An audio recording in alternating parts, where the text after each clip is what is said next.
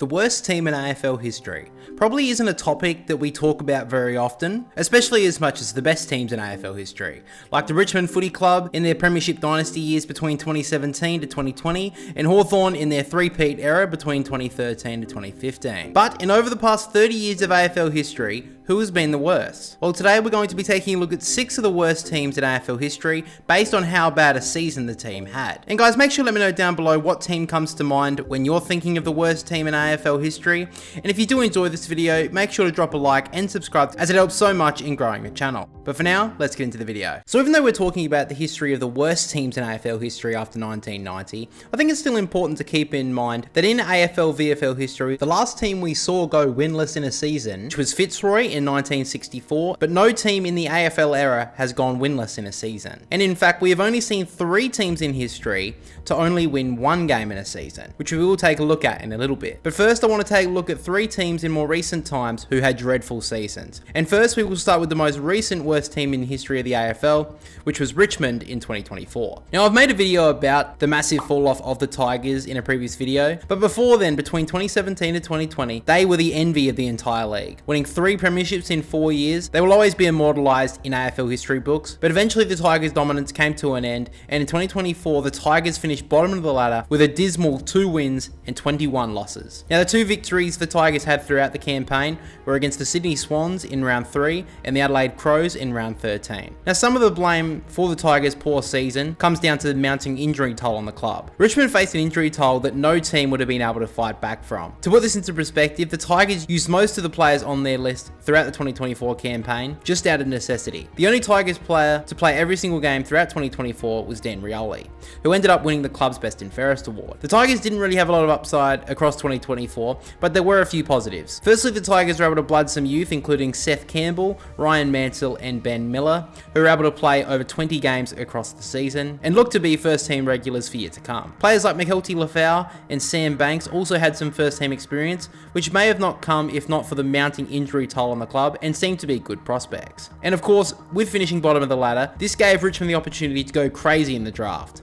The Tigers had 6 picks inside the top 25, and they picked up Sam Laylor, Josh Smiley, Taj Houghton, Jonty Fowle, Luke Traynor and Harry Armstrong. So it's not all doom and gloom for the Tigers, but it does seem that Richmond will have a few years in the wilderness before returning as a team to watch. Next, we go back to the 2022 season, and we have 2 teams to take a look at. First of all, we'll go to the West Coast Eagles. Now, even though a lot would say that the 2023 season was a worst campaign for the Eagles, with 53% at the end of the season, and getting smashed throughout the campaign by the Sydney Swans by a whopping 171 points, along with other smashings they recorded, they still won 3 games throughout that year. But in 2022, the Eagles only got 2 wins. Now, let me know down below which season you thought was worse from the Eagles, but sticking with the theme of the video, we'll be taking a look more at the 2022 campaign. Now, the Eagles won their 2 games against Collingwood in round 4 and round 15 against the Bombers, but the Eagles received some absolute beltings in the process of the season, with 4 losses by over 80 points. But this was a pretty similar story to the Tigers in 2024, as the Eagles were decimated by injuries. In fact, throughout the year, the Eagles didn't have 1 player to play every single game of the campaign, with only 2 players being able to record 21 games in total. It was a disastrous season for the West Coast Eagles, as 47 players got AFL experience, even if they didn't really warrant selection, but just needed them to play to field a team. Now, there were a few positives throughout the season, with Tom Barrass winning the club's Best and Fairest award. Josh Kennedy in his final season would win the club's goal kicking award, and we did see some young players shine through like Brady Hoff, who won the Rookie of the Year for the club. But in the end, they weren't even the worst team of 2022, because that illustrious prize would go to North Melbourne. Now, North Melbourne finished bottom of the ladder in the previous year as well, and they were hopeful of improving, but unfortunately, the season never got going. The Kangaroos had 2 wins throughout the 2022 campaign, which included a win against the Eagles in round 2 and Richmond in round 18. Now, unlike the Eagles, the Roos only faced 2 smashings by over 80 points. But from North Melbourne sacking their coach midway through the season, to having their new #1 draft pick in Jason Horne-Francis continuously being in headlines for potentially wanting to leave the club after just 1 year, the Roos were the laughingstock of the league for the majority of people. The massive problem with North Melbourne throughout 2022 was instability. The coach was always on the cusp of being sacked, as the looming threat of Alistair Clarkson taking his job was always in headlines, and with that pressure and the continual lack of wins on the board,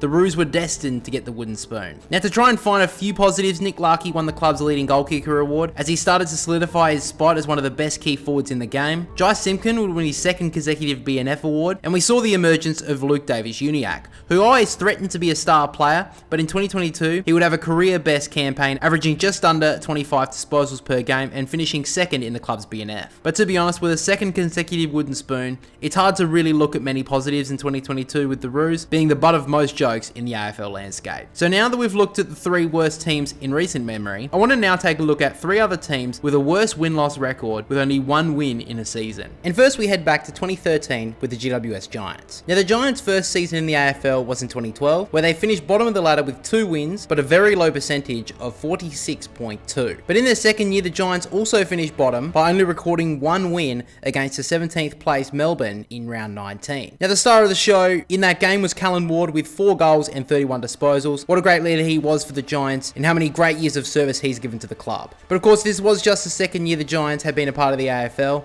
and the mantra seemed to be, in the early years, to get as much experience into their younger players, so in the years that followed, they could come up together. But with this philosophy, they were expected to face some heavy losses in their early periods. In fact, the Giants faced 5 games where they lost by over 100 points in 2013. But the positives out of the 2013 campaign was probably the biggest one, seeing the young forward prospect in Jeremy Cameron have a standout season. Not only did Jeremy make the 40-man squad for the All-Australian team, he won the club's goal-kicking award and also won the Giants' BNF award. It was a great year for the young forward, and even though the Giants had some tough years ahead, the way they built their list through youth was definitely the right way to go, comparing them to the Gold Coast Suns, who tried to manufacture quick success and failed. And now to the final 2 teams, who have had some of the worst seasons in the history of our game. We will start with the Sydney Swans in 1993. The Swans in the early 90s were one of the worst teams you could imagine, and in 1993, we saw the worst of it. Throughout the 1993 season, the Swans were going through the 9th longest losing streak in history of the game. The streak got to 26 games and a total of 413 days without a win. However, the one win they did get throughout that year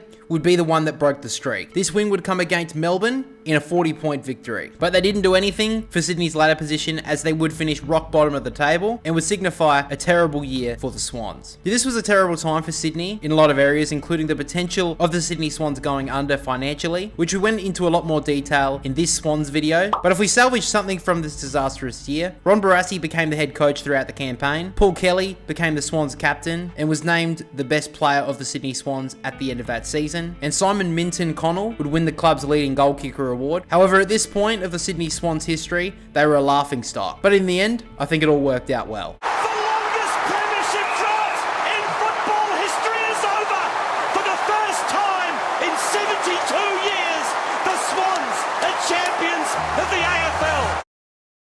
And now to the final team in this video, a team who only won 1 single game in the season and recorded the 2nd lowest percentage in the AFL era. This team was Fitzroy in 1996. Now Fitzroy had been in dire straits for at least a decade, with mergers being in the process, but Fitzroy were able to survive as a sole team in the AFL until 1996, which would be the last year before relocating to Brisbane. Now the one win that Fitzroy would record was against Fremantle in round 8 by 31 points. However, throughout the 1996 season, Fitzroy would face countless smashings, with the biggest being a 151-point loss against Richmond in round 21, which was their 2nd worst loss in their history. And in their very last game, they would face an 86-point defeat against Fremantle. Now Martin Pike would win the final Fitzroy Best and Fairest award. Anthony Mellington would win the club's goal kicking award in that year with just 22 goals, and unfortunately their final year in the AFL would see them finish rock bottom of the ladder. But similar to Sydney, it all worked out in the end. After their relocation to Brisbane,